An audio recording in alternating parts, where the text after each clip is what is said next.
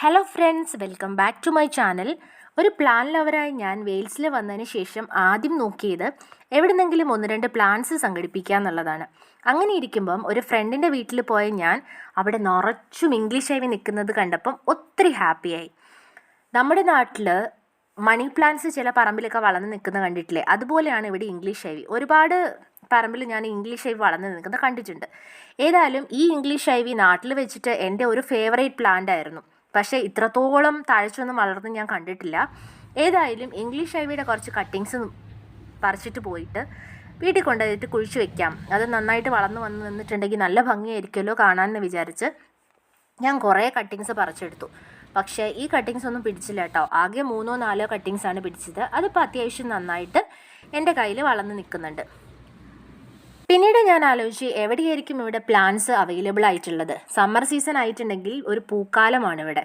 എല്ലാവരും flowering plants വാങ്ങിച്ചിട്ട് കൊണ്ടുപോയി നടും. അങ്ങനെ ഇവിടെയുള്ള സാറ്റർഡേ മാർക്കറ്റും, അതായത് നമ്മുടെ നാട്ടിലെ ആഴ്ചച്ചന്ത പോലെയാണ് ഇവിടുത്തെ സാറ്റർഡേ മാർക്കറ്റ്സ് എന്ന് പറഞ്ഞാൽ, അതുപോലെ ഇവിടെയുള്ള സൂപ്പർ മാർക്കറ്റുകളിലെല്ലാം പ്ലാന്റ്സ് അവൈലബിൾ ആയിട്ടുണ്ട്.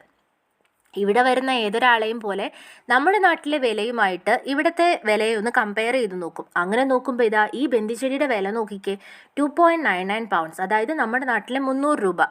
നമ്മളെന്താ ചെയ്യുക, ബന്ദിയൊന്നും പൈസ കൊടുത്ത് വാങ്ങിക്കില്ല അല്ലേ. എവിടെന്നെങ്കിലും ഒരു പൂവോ വിത്തോ കിട്ടിയിട്ടുണ്ടെങ്കിൽ അതൊന്ന് പാകിയിട്ടുണ്ടെങ്കിൽ തന്നെ ഒത്തിരി ബന്ദി തൈകൾ കിട്ടും. അതുകൊണ്ട് ഞാൻ ഏതായാലും അത് വാങ്ങിച്ചില്ല.